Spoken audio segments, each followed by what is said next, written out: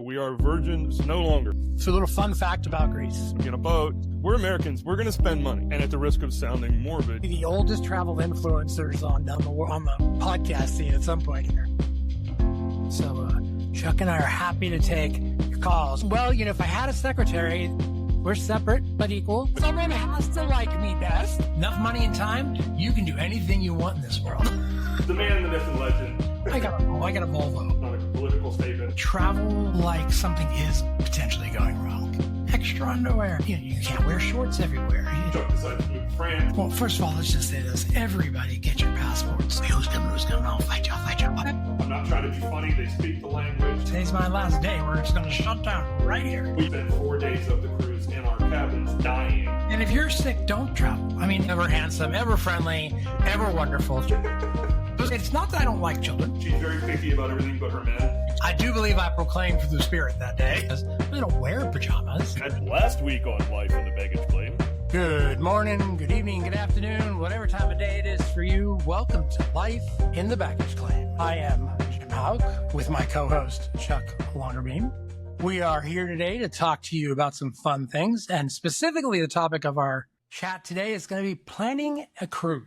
And we're going to talk about it from a sense of budget to sailing away. We're going to give you all the kind of key things we know and we suggest. Now, mind you, everybody out there does these videos. Every other travel channel is going to show you a list, but no one's going to show you a list the way we will. Right, Chuck? Absolutely, Jim. How are you today, my friend? It's still not 100 degrees in Texas. We've had some crazy storms and rain in July and August, which is unusual. So I'm not going to complain because by now we should be sitting at Hades Gate. Our weather has finally broken. We're in the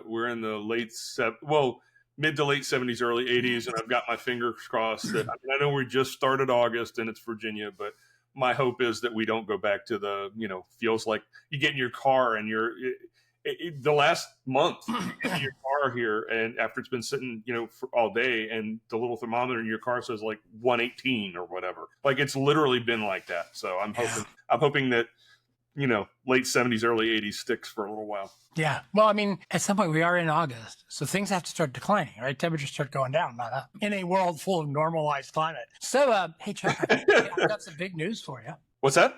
I've got some big news for you. Hit me, baby. What you got? We've got 26 subscribers/followers now. Love it. Love it. Here we are, episode 9, and we've managed to convince 26 of you out there to say we are good enough that you'll follow us. Exactly. And for those of you listening and haven't touched like and subscribe, please do that for us.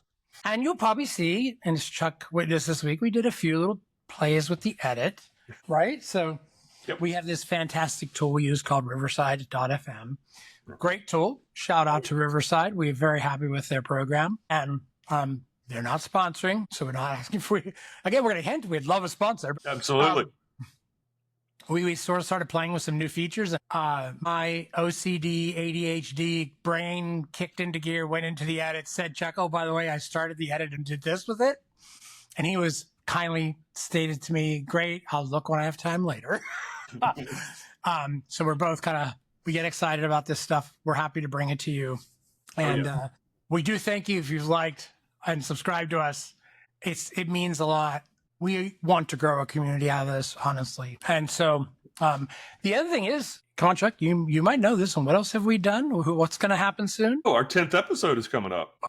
That's one part, yeah. Okay, what's the other part? We have a guest speaker coming up. That's right. You told me that. And who is that guest speaker, Jim? First guest coming. Can you believe it?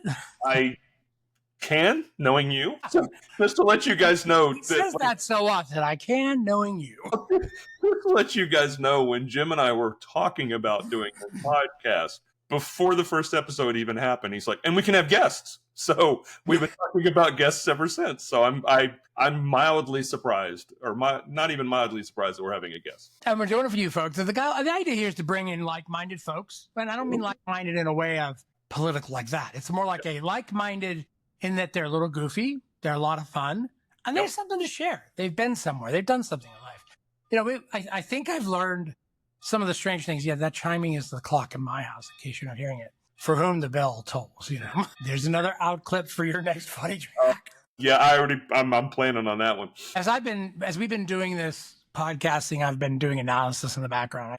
One of those people who just loves to play with things and learn what they do. And so I've been using a lot of Gemini AI on this. And it started to tell us that we were a podcast about growth and mental health. And I'm sitting there going, hey, I'm not sure if it means like bad growth and bad mental health.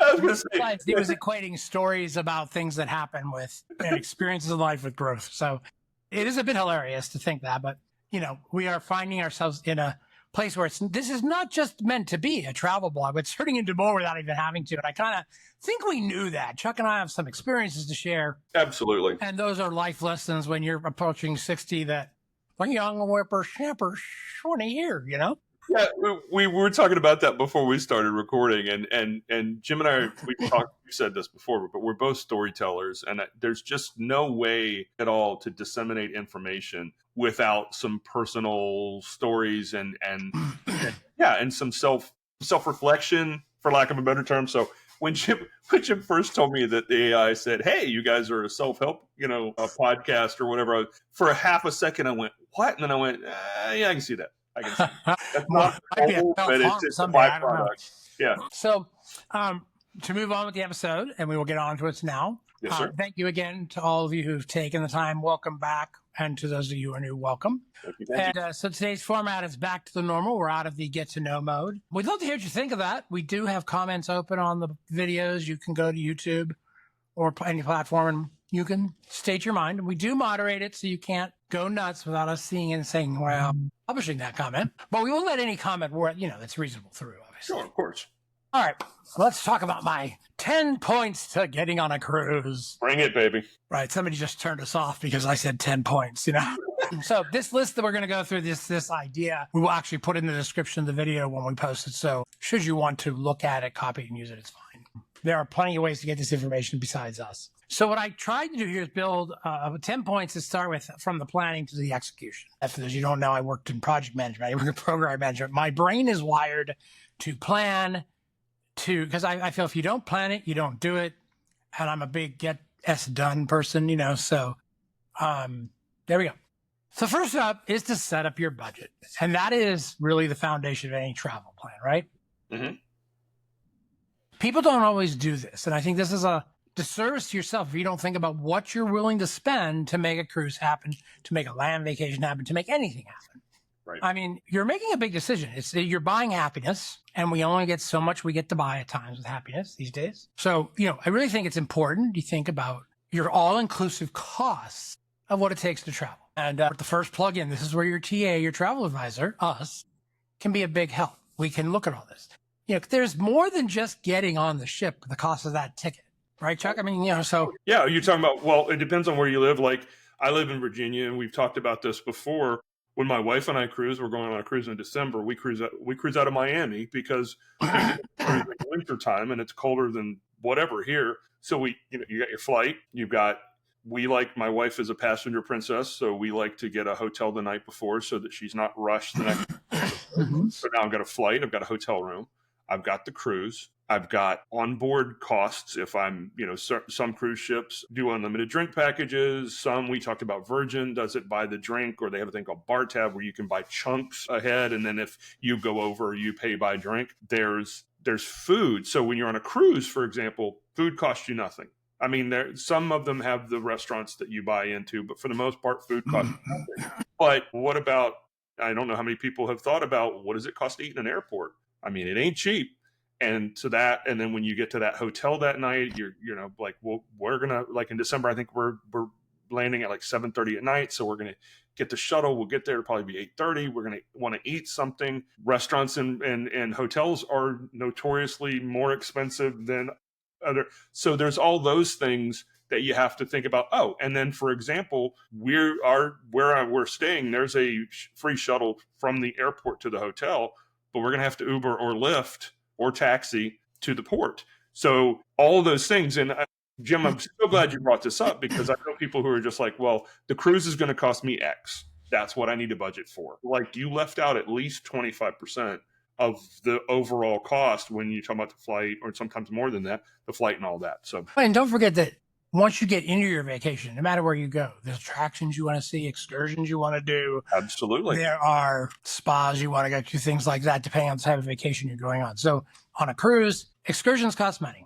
And let's be honest, excursions aren't cheap. They're $100, $200 a person these days. And if you want to go to the spa, which I get it, a lot of people love it, it is an expensive venture. So keeping all that in mind, working with your TA, talk about that kind of stuff. It's important to think about your budget. So you now have established your budget. Mm-hmm. And after you cry and realize how much you might spend, which it's really not bad when you think about it on a per day basis, you're going to reach out to your TA. Now, you could go do this yourself. You can go on the interwebs.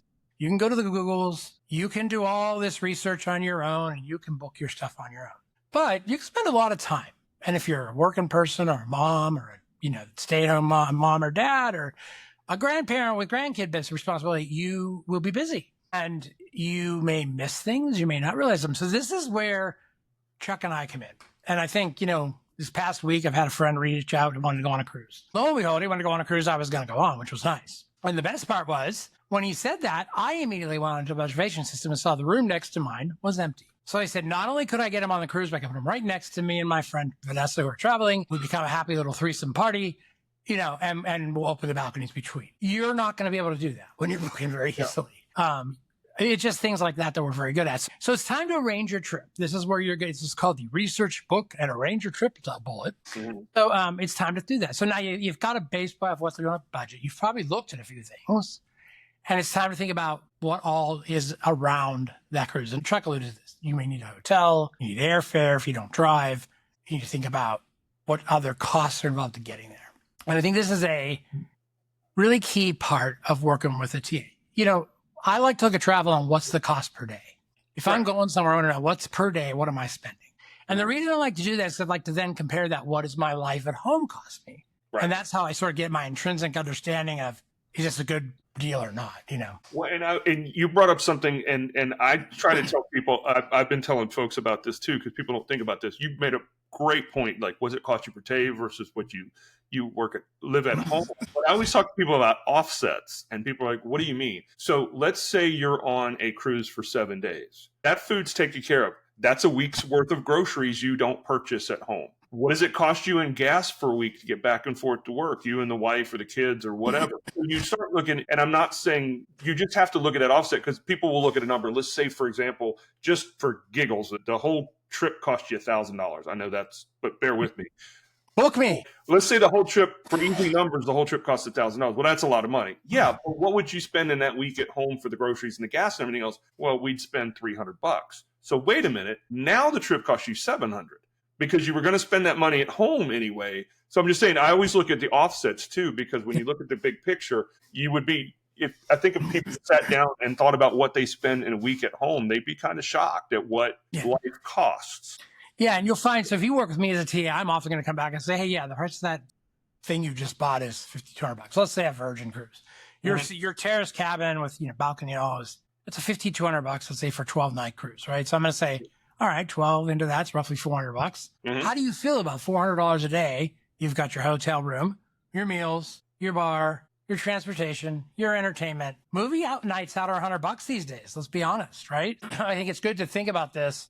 But that's where if you got a good TA, that's what they're going to do for you. They're going to talk to you about, they're going to give you the value proposition, right? And I always like to give my clients the kind of high and low, and know I'll land them somewhere in the middle. I think it's good to, I love to show my clients that, hey, for X dollars, you can be on this luxury yacht, all-inclusive suite, blah, blah, blah, blah, blah, right? If that's the lifestyle you want. If you want to have a week pretending you are a superstar, I can do it for you. Right. If you want a budget week, I can throw you on a budget carrier. We can make it happen. Well, and you said something brilliant, because this is the other part of that. When people say, $400 a day is a lot. I defy anybody, and I know there's going to be somebody that says something in the comments, but I defy you right now to book a hotel in this country. I don't care. In a big city. I'm not talking about a Super 8 or whatever, but a nice hotel in a big city. And for a family of for figure in food while you're on vacation, not at home, on vacation, figure in transportation, and like you said, and figure in entertainment. I promise you can't do it for $400 a day. I'll bet money you can't do it for $400 a day. But now, like you said, you're on a cruise where all that's taken care of. It's all complete luxury. You don't have to move other than to walk down the hallway or get on an elevator. Suddenly, I've seen people's eyes change when they're like, oh, you know what? $400 a day did seem like a lot until I really thought about it. It's really not with what I'm getting. So, and I think some folks suffer immediate sticker shock on a plan for a holiday, right? It's it's like, okay, when someone presents you that number like a TA, it can be scary. If you go out and do it on your own, you're going to find the same number. In fact, it might be higher in most cases. So, let us work with you. Give us your boundaries. Help us understand how to make the trip come together for you. Because there's nothing more I'd rather do. And it's not about getting your money. It's about seeing you smile, looking at the memories you make, and hearing the happiness when you come home. And to hear your stories about your travel experience and what went on. I heard something beautiful last night. I was telling Jim I went to dinner with a former coworker. He and I were in education together for 11 years. And we were talking, and he was telling me, I was telling another friend that went with us to dinner about sending a former coworker on a cruise to the Greek Isles. And my friend who had, we taught together for 11 years, he goes, I ran into her 2 days after she came back, and all she could talk about was how amazing the trip was.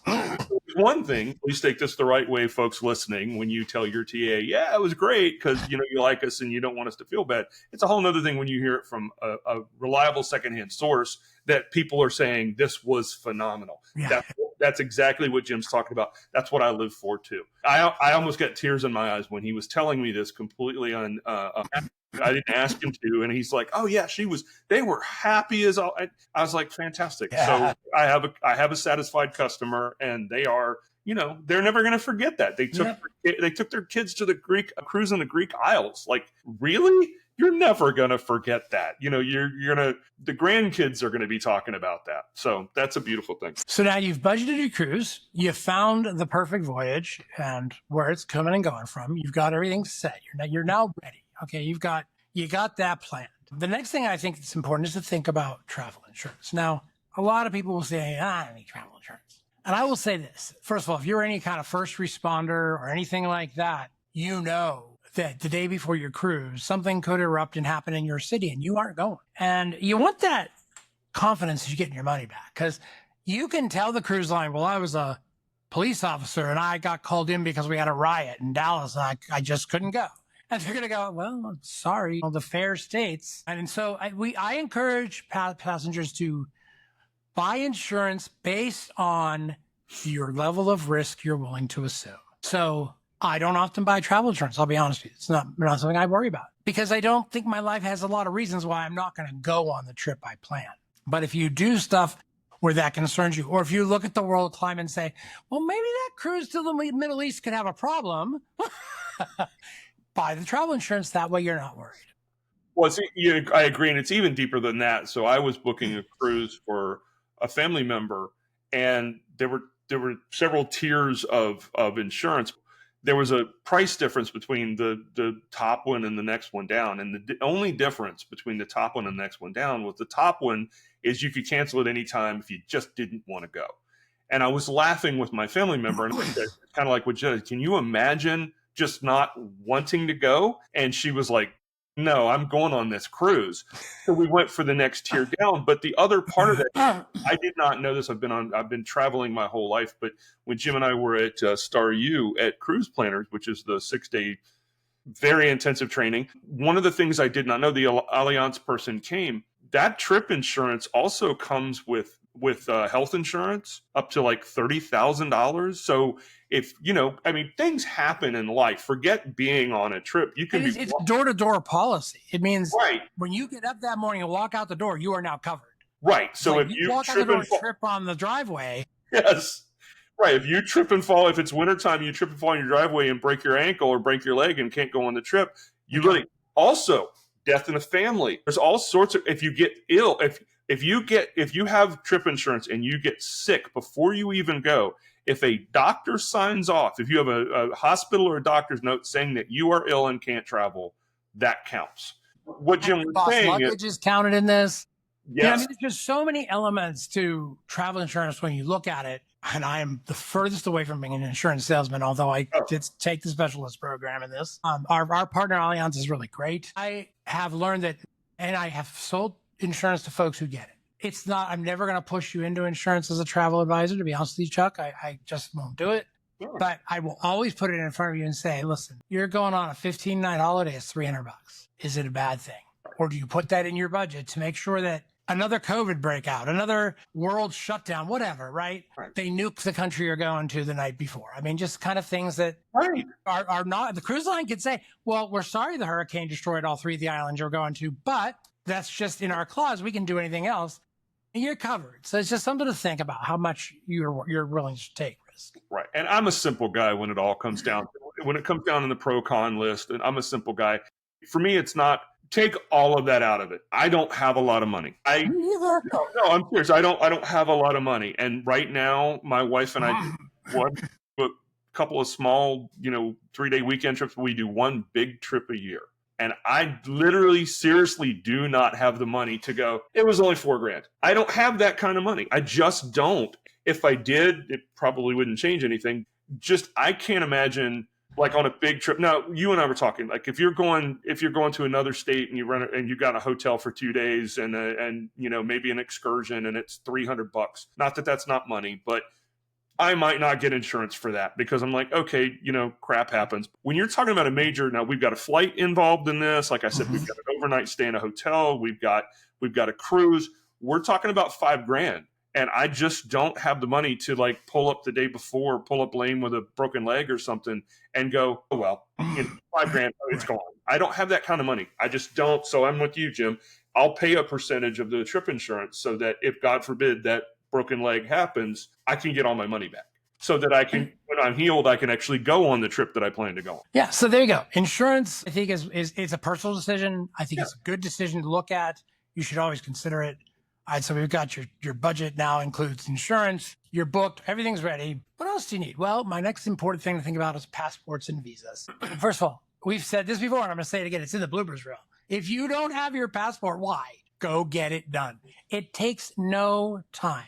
And it's better to do it when you're not rushing than not, right? So I have friends, didn't have passports. They're going on a cruise in November. And I said when I first booked them a couple months ago on this cruise, go get your passports. It was cute because I got a step-by-step as they were going through it. They let me know what was happening. And I also said to them, while you're at it, get your, global entry, get your TSA, like do all these things so that when you leave, you got this like perfect way through without having to worry about any documents. And so I encourage you, if you don't have a passport, if your passport's expiring in 6 months, if you don't have TSA pre-check, if you don't have global entry and you're going international, go get those things done. They're easy. They happen quickly and it goes on your record and you're good. It's just something to have. And with the way things are changing nowadays with visas and entry fees, there's a new fee to go to the UK. It's not expensive. It's like $10 or $15, but you have to do it before you leave. You can't do it at the airport because they can't let you on the plane. So if you're going on a cruise, a lot of people say, well, I'm just going down to Miami and we're just going to go blah, blah, blah, blah, and we're back to Miami. And a lot of cruise lines will let you on with just your driver's license. But I don't know that that's going to be the same forever. There's a lot of push for globalization of IDs, right? And the obvious answer is a passport is a global ID. That's your thing that covers you. So it's worth the money. It's worth the effort. It's so easy to do. And once you have it, you are there for life. You've got it. Exactly. And I'm a very pragmatic person and everything Jim said is 100% correct. But also about the passports, folks, forget traveling for a moment. Anywhere you go, if they ask for 2 forms of ID, you're set. You're set. If you've got your driver's license, which almost everybody has in their pocket, and you've got your passport, literally any paperwork you do in the United States, that you now have 2 valid forms of ID that everyone has to take. And the reason that matters is because to get a passport, you need your birth certificate and some other stuff. So yes, there is work. If you don't have your birth certificate, mama never gave it to you and it burned in the house fire back in the day. Get going on that. I think the funny anecdote was the one friend of mine is a name came up on her passport that isn't a name she uses, but because it's in her legal birth record, they had to put it on there. So you got to think about these things because you want your IDs to match. The worst thing is to have it say, Chuck Longerbeam and Ralph Longerbeam, and they're not going to think they're the same person, even if Ralph is Chuck's middle name, which it is. Right. I have to be careful because my legal name is Charles, but I go by Chuck. So I have to make sure. But yeah, you're right. It takes a little bit to first get your passport. But I will also say this. Our government, and this is not a political statement, our government is not the most efficient government on the planet, but they have made renewing your passport ridiculously easy. So once you have it, renewing it is you literally can go online, punch a couple buttons, pay your fee, whatever it is, $50 or whatever it is. And it's important to know on that renewal that a lot of countries will look at a passport and within 6 months of either side, they won't let you in. Up and say they won't let you in. Now, there's a lot of grace there, obviously, but if your passport's expiring in 6 months, you're better off to get it done. If it's just been 6 months since you got it, you probably get in. But what they're worried about is you're going to come in and never go out, right? I mean, they're very concerned about that. So, and if you wait till, I had someone fall into this. If you wait till the last minute, most people don't know this. If I renew my passport today, if I do the paperwork today, the old passport I have in my hand is dead until the new one comes in. So what I'm getting at is, yes, they have expedited now and all that, but don't get up to 3 weeks before you travel and think I'll be fine, because if that new passport doesn't come in, then when you have in your hand is dead. Do you have to send your old passport in still? No. Because when I did my last year, you don't have to send it in. It used to be 10 years ago when you went to renew your passport, when the new one came in, that one was current, but the old one was valid till it came in. They don't do that anymore. The minute you apply for a new one, the old one's dead. So like if you push it to the last minute and you're supposed to get on a plane on Wednesday and your new passport's not there, you don't have a passport. Yeah, the last time I renewed, you still had to send your old one in. Mm-hmm. Part of it was they transferred any visas or anything like that you had, because I had a visa from Brazil that was still had life on it, right? And they send you it back, but there's a big hole punched in it, right? So all right. So now if you've done all your paperwork, I think this is the fun part, and this is learning about some of the cruise hacks and gadgets. So there are more than enough videos out there to show you the latest and hottest great things to take on a cruise. And I do encourage you to go look at it. I think Life Well Cruised has ones. Gary Brembridge's Tips for Travelers has ones. They're everywhere. Everybody's got them. If you go on YouTube and search for top cruise accessories, you'll find one. And if you go on Amazon and say cruise accessories, you'll see there too. My tips and my tricks and gadgets that I think you need to have when you travel for a cruise are a few things. One, you need to have magnetic hooks. If you don't know, the walls of your cruise ship cabin are metal, and there's never enough places to hang and put stuff. And I'm the kind of person, when we go out and dress up to eat, you wear that for a couple hours, you might use it again, right? Somewhere else. So I want a hook on the wall, and I'm talking the good ones, the one that can handle 100 pounds weight. They're not going to, your child could swing off of them and they'd still hang, right? So, you might want, wait, well, that sounded bad. Did you just advocate hanging children on hooks? Well, I'm not saying it's not been done. Blooper reel. Go ahead. Anyways, you want a heavy hook. Your backpack is set on this, right? Because it's heavy. So you want these hooks, and buy more than you think. Vanessa will laugh when she hears this, but when we get in our cabin, I have a very big ritual. I go around and put hooks. I space them at a certain interval that I know works. I do her side, my side. I know. OCD, ADHD. No, this sounds shocking to me. I had no idea. When I am unpacked, then I've got a place for my hats, my belts. I got a place to hang pants. I've got and plus I have hangers. So it's like all the things I need. It's part of decluttering your cabin, because it's a small enough space. Two people sharing a small space. If you all start just dropping stuff on the floor, it's messy, and then your cabin steward doesn't want to come in either. You are 100% correct. And the first thing I always do, and I don't know if you're going there, so if I'm jumping ahead of you, I apologize. No, it's good. When you unpack, folks, use the drawers. Don't live out of your suitcase and all that. That crap will drive you nuts. We'll talk about some of that in the packing part. Okay. Right. We're good stuff. Right. Well, you'll just feel so much more at ease if your suitcases are empty and I've got my underwear drawer, my sock drawer, whatever. It makes the vacation more of a vacation, to me at least. Absolutely. Another thing I suggest getting is poopery. It's little spray bottles called poopery. You put them in the bathroom. If you're sharing the cabin with someone and your friend happens to let an ungodly scent go loose, poopery covers it up. It has been a lifesaver. Okay. I'll take your word for it. I actually give it to all of my travelers as a gift. Oh, that's nice of you. Along with a set of magnets. Okay.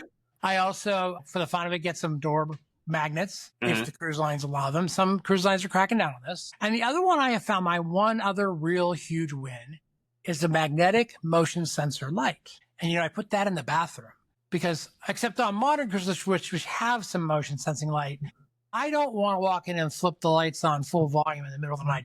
This comes on a little dimmer. It knows you're in the room. It comes on, it goes off. And if in most cruises, the ceilings are magnet, you can just stick it to the ceiling. Sadly, I have also left them in some cruises just because I wasn't thinking. But, I always give my travelers a 3-pack of those to take because it's just something that, you'll know when you know. Your cruise rooms are dark, right? When you block it out, it's a blackout. The rooms are dark. When you get up at night, Princess, I think, has lights under the bed to come on, which I find very annoying because if you move the wrong way, suddenly the floor lights up. But at least getting to the bathroom, I don't have to flip the switch and those lights go on full brightness. And then I go through eye shock while I start to sort myself out. So that's one of the things I really love is those lights. So there's just a few things that I think are sort of required. Over-the-door organizers are good, but be aware, again, some cruise lines are saying no more because of damage. So just those are some of the hacks and gadgets I like to bring. Okay. And I only have 2. So the first one is I meant to bring it. It's in the other room. I'm not going to go get it. But I have a passport bag. And what it is it's a small passport thing that's you put your passport, your ID, cash, things like that in. It's got a Velcro flap. It's got mesh on the back so you can touch it to your skin, and it's got a full strap. I've had it for years. If I'm in a foreign country or something like that, I'll put it between myself and my shirt. I usually put it down here just for comfort. It's real small. It looks like you're packing. Yeah, it looks like I'm packing. Absolutely. No, but it's only about that thick total. It's just, Jim and I talked in, 4 or 5 episodes ago about pickpocketing and things like that. The last thing you want to have is you be in a foreign country and somebody, because you have to have your passport to get back on the ship. Last thing you want is somebody to jack your passport. And I know you can make copies of your passport and all that. It's just, that would be They're not the real thing. Right. It would be a horrible situation. So I just carried this thing with me. I've been carrying it for years. Like I said, it's after a while, it becomes like an appendage. You don't even realize you're carrying it. But I put my wife's in it. I put mine because as I've spoken before, my wife is a passenger princess. So I take it and gladly. And so I take that. But that's one thing. It just gives you a lot of peace of mind. And the other thing is I am absolutely sold on, I have one now. They're becoming popular. They're garment bags that turn into like roll bags. So what it is it's a garment bag. So for gentlemen, if you got a suit or nice shirts, women dresses or whatever, you lay it out. And then what it does is it literally rolls up and the side zip, you can put shoes nice. inside. It's like a duffel bag, and you can actually put clothes inside of the enclosed part. And it's only it's the size of a regular duffel bag. You get there, you unroll it. I hang my shirts up and my suits up and everything else. But you can get a lot of clothes in one of these things and at least one pair of shoes. And they're not expensive. You can get a really good one on Amazon for $60-$70. And it's the size of a carry-on. Yep. So what my wife and I have been doing is we use those or something like that. And then we use the laundry service we're going on an 11-day cruise in December. I'm going to pack 6 days worth of clothes. And then I'm going to use the laundry service. Yeah. It's not that expensive.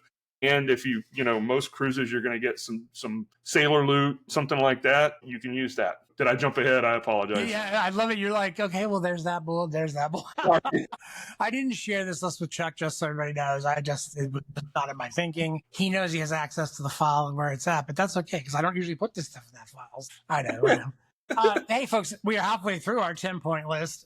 We are running slows. But if you're new here and you just joined and you're thinking, what have I joined? This is Life in the Baggage Claim. We are a weekly podcast about growth and innovation. No, we're a weekly podcast about fun stories, travel tips, and 2 wild and crazy guys. So and self-help. And self-help, yes. Yes. Love yourself. All right. Next up is the Pack Smart Bullet, which is really all about knowing what you're going to travel, right? So knowing your cruise and its destinations, knowing what special nights might happen, themed parties, elegant nights, things like that. And then remembering to plan for those days, as well as a little extra, but not too much, the right shoes and the right jewelry. If you don't have the right shoes, the outfit's a wreck. I mean, that's me, I'm with you. My travel partner and I, Vanessa, she and I coordinate and talk about what are the colors for this cruise, and then we bring those appropriate colors. And you may laugh and you may think that's a lot, But I will tell you this, I've got a lot of really nice smoking jackets now that I bring. And when we go out from our room, we get a lot of attention because we coordinate. We both sparkle because I've got sparkly shoes and everything else. You know that. Hey, I'm a gay man. I'm not going to deny this at this point. No. What I'm laughing is I thought my wife and I were the only people who color coordinated. That's hilarious. Now, so when we're farting around on the ship in the daytime, I've usually got, shorts and we're in the Caribbean. We usually go to the Caribbean. I've got shorts and a polo on, like during the daytime on the ship. But like nighttime or if we're doing something special, yeah. I mean, we color coordinate. It's funny. I'll wear a suit and like she'll be wearing like purple and I'll wear a purple shirt. I thought we were the only two people on the planet who did that. That's funny. No, I'm probably the one that's always the most outlandishly loud. No, I don't see that at all. It's funny to walk around and have people stop us and say, "Well, you guys look amazing," and that's they're fantastic. sincere about it. And there's photos. If you go look me up, you'll find photos. But yeah, we tend to go all in on the outfits, right? And we both believe in dressing up on a cruise, no matter whether it's elegant night or not. If we're going to a restaurant to eat here in Dallas, I would dress up, right? I don't necessarily put a tie on, although I bring ties sometimes, but I will bring the appropriately colored shirts and smoking jackets that have nice prints on them, or I do have some which are sequined and bejeweled. In fact, the one that got me the most attention was I have this really beautiful black velvet with these red sequined wings on it. It gets a lot of attention. I think people think I'm some kind of rock star. But, and they're not expensive. This is why I get them. Literally, I can go onto Amazon and get those for about $50 to $60. Yeah. If you buy something like that, it's great to have around for your holiday travel. It's great for your friend's big party. If you want to make a statement, spend a few bucks, get a jacket that's kind of cool, and take a couple. I'm gonna say this because my wife listens and watches this podcast, and I want her to break out and rock us laughter. You were talking about being flamboyant. I am not flamboyant. I tend to be. I am in my person, but I tend to be a little bit more. Use this term. I'm not even gonna say conservative. I'm gonna say old school. You and I talked about being obsessed with the 40s and all that kind of stuff. So I like to dress more like that. But I do have a shirt that I had custom made that it's a Hawaiian shirt and it has pictures of my cat all over it. And that sucker gets attention, baby. Everywhere I go, people are just like, is that your cat? I'm like, that is my cat. Cat people are just cat people. That's all. And it's funny because my wife just shakes her head. She's just like, okay. Another hint in this pack for where you're going thing is for obviously climate's one thing. If you're going to Alaska, you're not going to need a lot of shorts. Right. You might be the kind of person that can wear them when it's freezing, and that's fine. Just be aware. Certain countries, if you're cruising, for instance, if you go into Italy on a cruise, you do not want to wear shorts that are short, no 7s and 4-inch inseams. You got to go knee-length shorts. You got to cover your knees. Right. Because if you want to go into anything that's religious or church-based, that's going to be required. And your shoulders have to be covered for men and women, right? So just things to be aware of. Think about where you're going and what's appropriate to the culture. They'll often say, for instance, in the Caribbean, you can't wear camo off the ship because it's not allowed. Right. So, and there was a craze here, it seemed, for a while where everything was camo. And I'm just like, don't wear your camo. Just don't get off the ship with camo. Well, and gentlemen, please, for the love of God, don't wear tank tops in other countries. Please. Just don't. Do. It's not a good look for anybody. I mean, if you want to do it at the gym or walking down the street or whatever, but if you're representing America in a foreign country, I don't care. And I don't care if you are cut and look like The Rock. Please don't wear a damn tank top. You've ruined my entire packing regimen. Did I really? Take tons of tank tops. When I it's apologize, hot Jim. and muggy, the last thing I want is a bunch of clothes on. Well, Not in that way. I would like to formally apologize to all listening for offending Jim about tank tops. No, but I get what you're saying. I am not shredded or ripped by any means. You don't have to look very deep into this to figure that out. But I used to have some decent guns and stuff. Didn't mind. Most of the time, it's the tank tops for on the ship. I will put a T-shirt on to go off the ship. Even muscle tees are stretching it sometimes, right? The little cut off sleeves. Yeah, you're right. But also, I would say, be aware of what's on your T-shirts or tank tops. It's really a bad scene to wear a political tank top or T-shirt or a political message or a less than appropriate message. Try to think about people around you and what they might think. You might think you got the funniest thing around when you got this big giant chicken on your shirt, but there are other ways of interpreting that you should think about. Correct. And I'm not going to say any more. No, you're right. Unless you're on a cruise where that's encouraged, just like upside down pineapples. I think I laugh. There are so much pineapple gear out there, right? And I don't think some people realize when they're putting it on what they're saying.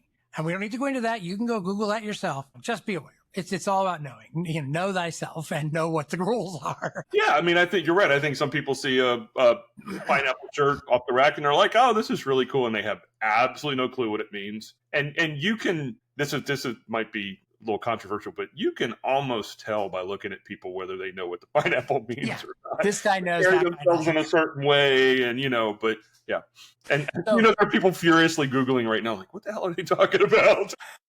Yeah, this is great. I love when we leave a little controversy out there just dangling for people to try. Yeah. We're All right. So that in the Pack Smart category, we'll wrap this up. Just spend some time thinking about stuff. Bring some nice things to wear. Nothing makes me more sad than seeing someone walk into the dining room not looking dressed. Right. I know the dress codes are relaxed on ships. When you just show up in your baggy shorts and ugly t-shirt and flip-flops, you're not really... it's a dining room. It's not the buffet. Right. I don't care what you wear to the buffet. In some ways, go. But also, don't show up in a thong in the buffet. I have real objections to that. Right. Well, no, thank you for saying that because I agree. My wife and I dress up when we go to the dining rooms. But if there's a specific night where we didn't get a reservation, like talking about Virgin, for example, we talked about the galley, which is or buffet or whatever. Uh-huh. Yeah, if you're wearing a clean pair of shorts and a T-shirt that doesn't say "FU" on it or something. Yeah, you want to wear your 4-inch inseam shorts. That's where you go. Right. That's proper attire for a buffet. It is. But I agree with if I'm going to a sit-down restaurant dining room on a ship, I am at least usually in a suit, but I'm at least in a blazer. And I don't mind if you're in some smart jeans and a nice T-shirt. Plain colored T-shirt. I mean, that's fine by me. You don't have to have a button down. You don't have to have a suit. But just present yourself a little higher up the food chain. Yeah, I agree with Jim, but dress up, folks. All right, so now you know what to pack. Now you got your plan. You got it written down. There's a way to plan to pack here, and it's very important to think about. And every cruise line is going to tell you too. You need to have a day bag, and you need to have your check. And the reason you do this is because you don't want to lug luggage literally around a ship before you can get in your room. So take a bag that you are going to bring as a carry-on. Mm-hmm. That bag is going to have the things that are essential to you for, it should have medications, it should have documentation, it should have a swimsuit and some sandals and, something comfortable if you want to change. It should also probably include something you could wear to dinner if you have to, because sometimes bags get delayed. And I'm sure if you're getting on the Star of the Seas or the Utopia of the World or whatever all these big name cruises are, right? Mm-hmm. You're not the only one getting on. 10,000 other people are too. So it's a lot of bags to move. If you're getting on a 3,000 person ship, you'll have your bags before dinner. But do pack that and then have a bag. The other bags, check them. Take them to the porter. It's just do it, right? It's just easier. Right. Is there anything you would think that you got to think about? I think I know that's about it for preparing your onboard bag. It's just keeping it simple. Should be a nice light carry-on. Shouldn't be overdone. You're going to lug that around, so just be aware of the weight, right? All right, so now you're all ready. You've packed. It's time to get yourself going. It's travel day. Now, here's the thing. This is time for checklists. Okay, Chuck, go ahead, say it. You got to say No. I was just going to, you're getting ahead of me. No, there's one thing. For those of you who have never been on a cruise before, Jim's correct. You might not get your bag until dinner, but you can get in your room immediately. Well, not immediately. And we're going to talk about that. Well, what I was going to say is, if you do have your swimsuit, you can beeline to your room, change in a room. You're not changing in a public bathroom or something. You're changing in your room and everything else, and then you can go get in the pool or the tub, a hot tub or whatever. So I just wanted to be clear about that. You do have, because the first time I went on a cruise, I did the same thing, and I'm like, oh, am I going to change in the bathroom? Somebody like, no, you can get your room right away. Your bag's just may not be there for a couple hours. So we'll correct a little on that right away statement in a few minutes. I don't know. I've got some guidance there I want to talk about. So. Okay, go ahead. Sorry. It's travel day. So a travel day is different for how you approach this. If you live near a cruise port, it's entirely different than if you have to fly. And it's entirely different to fly from California to Miami versus Dallas to Miami versus New York to Miami versus anywhere international. I believe if you are within a 2 to 3 hour flight of your destination where your cruise is leaving from, you're good traveling the same day, provided you fly with a major carrier who has multiple flights that day. So being in Dallas, we leave usually at a 5 or 6 o'clock flight, right? We get a very early morning flight. And if that's missed, there's a 6, there's a 7, there's an 8, there's a 9. And oftentimes in Miami, we're going to Virgin, so you 3 or 3:30 to get on your ship. For your final day, make sure you've got a checklist that you go through, right? mental or written, just all the things you need to bring, all the things you need to arrange, get your car service set, make sure if you're traveling, you're going to go to a hotel room, make sure the room is available, get all that stuff ready so that when you leave and close the door on your house, you know your house is set up, you turned everything off, you didn't leave the curling iron plugged in, you didn't, forget to put the dog into dog daycare, things like that. Make sure that's a big part of day one. Get that set ahead of time. Don't wait until the morning. You can book an Uber a week ahead. Do it. It's worth it. Yeah, absolutely. And then make sure you have everything you leave, lock the doors and go, right? And then put the things you don't need away. I have to remind myself, it's like, don't need the car keys. I don't even take them with me, right? Don't need a lot of things I keep in my pockets after I've left the house, because all I really need at the airport or boarding is a passport and a phone with an etiquette, right? So that to me is the most important thing. So your travel day. For me, it's the same day as boarding day all the time, pretty much. So I'm going to walk right into the next point, which is boarding day. So this is exciting, right? You're ready. You've been dreaming about this for 100 days, 200 days. It's time to go get on that big, beautiful ship that you've booked. And you drive up to a port. And I swear there's not a person around, no matter how many times they cruise, that don't do a little bit of a ooh and ah as they approach their ship. It's a sight. This massive thing you're going to get on that's going to go float away. So there's no rush, though, to get to the port. I think this is where people make a mistake. They get there and they wait around and they wait a long time, because in the first 60 to 90 minutes of boarding, everyone in the world wants to try to get on the ship. Mm-hmm. And so things are slow. You wait in lines. If you go 90 minutes in, if you go 90 minutes after the start, you can literally breeze onto the ship. 2 hours, you're in and out, no problem. You're right on. That's just the way to look at it. I personally think my room isn't going anywhere. It's not going to be given away. There's nothing that's going to go wrong. So if I've got a set boarding time and even it says 12 o'clock, I'm not going until 1. And then we learned the first time we went on Virgin. Virgin's like every 15 minutes they have a group that goes through. Well, when we got there we were an hour ahead of our time. They had gotten all the other groups through, so they just just go in. You give a little bit of time for the must board first types to get up there, and then show up on your own and go a little shorter. It's nice because then you're not wasting a lot of time in line. You're heading right in for the drinks, the fun, and the good times, right? What do you think, Chuck? So I agree with everything you just said, and getting back to the baggage, and this is anecdotal. So this is just my personal experience from probably 8 cruises. When we get there, most cruise lines, you get to the port and there's off to the side where you give your baggage to the porters and they put them in these big things and so on and so forth. I may be full of nonsense, but every time I've gone on a cruise, I've bantered.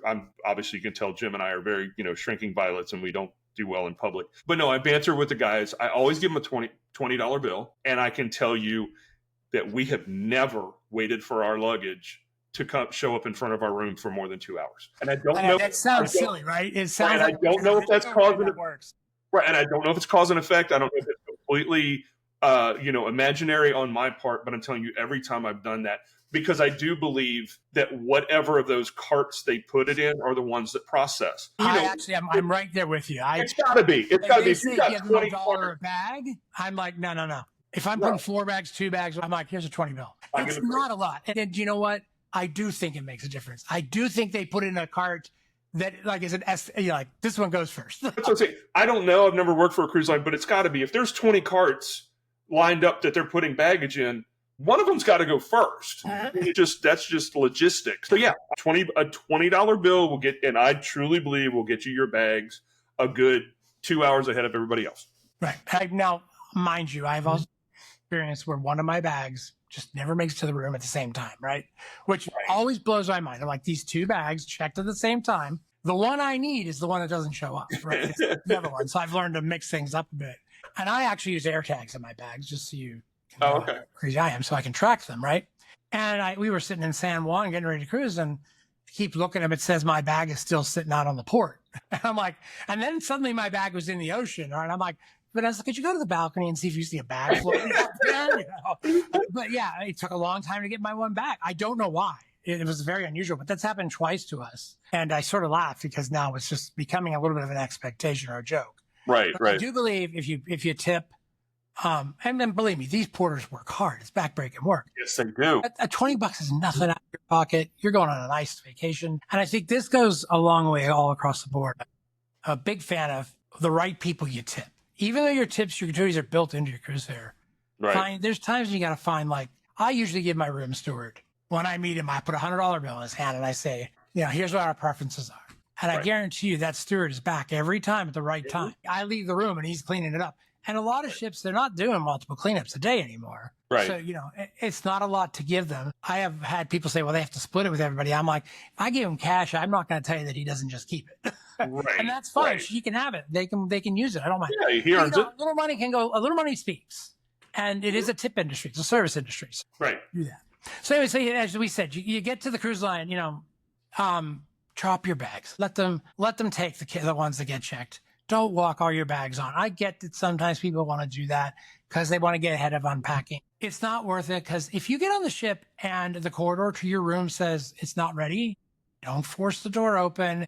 Don't make a priority out of you to go in there and get to it. I've been guilty of this. I'm not going to lie.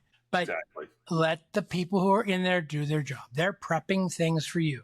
And depending on how the last people in your room, because just less than 6 hours before you go in that room, someone's head was on that bed. Okay, it's the sleeping. Right. So give them time to clean things up. And they may have found a room in a disarray. You don't want to be walking in a room that's shredded up, right? So don't force it. Usually rooms are open between 1:30 and 2 local time on every cruise. Let it happen. So that's why I say check your bags, because otherwise you got to haul that stuff around. And you and your 3,000 to 10,000 fellow passengers are all getting on, and the elevators are overwhelmed.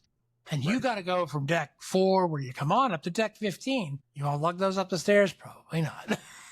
And my other suggestion when you get on is go to the furthest elevators away from where the entry is. Right. Because nobody's going to think about that. They just want to get to the rooms. The lineup's in the middle. Right. So everyone's at immediacy. I'm a big fan of, get in with your carry-on bag. If you can get your room, great. If not, go to the buffet, go to a bar, just go sit somewhere. Take a break. You're on vacation. Let your body start to settle in on, because you're about to have the time of your life, right? You're about to have an amazing vacation. Explore the ship. Say hi to people. Smile. Like, I can never believe how many times I walk around a cruise ship on the first company, people are like grimacing. I'm like, you started this in a bad mood. I get on the ship and I'm immediately like, I'm animated like I am usually, right? Yeah. But even more so, I'm happy. I'm excited. I can't wait. I want to see the ship, even if I've been on it. I want to see everything, touch everything, feel everything, look at everything. I want to go check it all out. And I want to say hi to people. And I do. And this is where the salesperson in me sometimes comes out. And they're just like, hey, how are you? And it doesn't have to be a conversation. It's just a hi and a smile. This is your new family you're going to be with for 7 to 15 or 21 days, depending on how long your cruise is. So get to know them. Say hi. If you see something you like, say hi to them. And if they say hi back, you might find someone you're going to have fun with for the week. Well, it's funny you said that. Yeah, I don't understand sour faces on a cruise, especially if you're on an adults only cruise. It's like you're on the Disney World for adults on the water. Like, what are you upset about? Like, you're getting ready to have an amazing experience. Maybe your flight wasn't the best. If I'm frustrated from traveling, I check that crap at the door when I get on. No, seriously, when I get on the boat, it's like I'm on vacation. It's a happy time. I'm not going to let anything get to me at all. Yep, it's important. I mean, let's be honest. You just spent a big chunk of money for a holiday. Yes. Treat it like a holiday. Treat it like a vacation. I say holiday, and that's not an American term, but I actually think using the word holiday makes it feel more exciting to me than vacation. It does. It's more festive. Yeah. So get into the theme, get into the groove, get into the fun. Put your digital life away. Put your real life away. I'm serious. Like, I go in the room. I used to love when you just put your phone in the safe because it wasn't going to work anyhow. I try to just kind of check out of the real world and check into this dream state I've just entered that's going to be fun. The crew's going to be trying to get you amped up. Everyone wants you to have fun. Go to that sail away party. Be up on the deck when you leave. I can't tell you how many times I've sat with Vanessa somewhere and she's like, oh, we're moving. I'm like, we've been moving for a half hour, Vanessa. She's just let herself enjoy, right? Yeah, absolutely. So it's like, go get a drink, go meet people, go check things out. If you got problems with your reservation, your room and all that stuff, just wait. Just give it a minute. Let things settle in.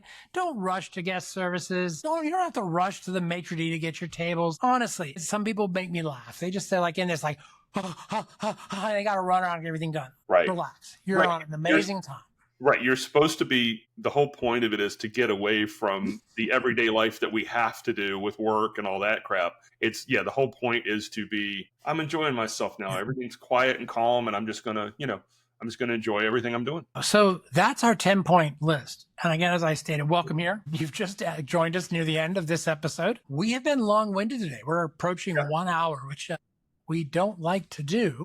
No, but this is very it's important thing. Stuff. And we'll do a little editing to cut this back. But we'll put this list in the description of what we think you should do. It is just our guidance. As you can see, we both have a little interpretation of each. But we want to thank you for joining us today here at Life on the Baggage Claim. Life in the Baggage Claim, sorry. We're not on the baggage claim. That's just going round and round. But we are in the baggage claim. They frown on that. My name is Jim Hauck. I'm a cruise planner. There's some great deals going on right now, folks. Reach out to us. We can get you on some great cruises. You know we're both fans of Virgin, so I'm just going to say, Brilliant Lady is launching in a few days. I know. And I'm going to be on her. I promise you, I'm going to be on her in November. Be on her in early December. I'm going to create the Ship Happens Tour 2025 on Brilliant Lady. So, I think it's the thing to do. So, get yourself on a cruise. That's what this episode is all about. If you have questions, there's easy ways to get a hold of us. Go to our websites, click on the request a consultation. If we're live chattable, you can live chat us. Ask us questions. We are here. Our services are of no charge to you. Our services are paid by the line you use. We want to get you out there on your perfect vacation. We want you to make memories that last a lifetime. We want you to have adventures and happiness. I want you to go out and check out everywhere you want to be. So I'm Jim Hauck, co-host of Life on the Baggage Claim. Thank you. And Chuck Longerbeam, the other co-host. And I agree with Jim wholeheartedly. Let's make some memories, folks. It's been wonderful, and we'll see you next week.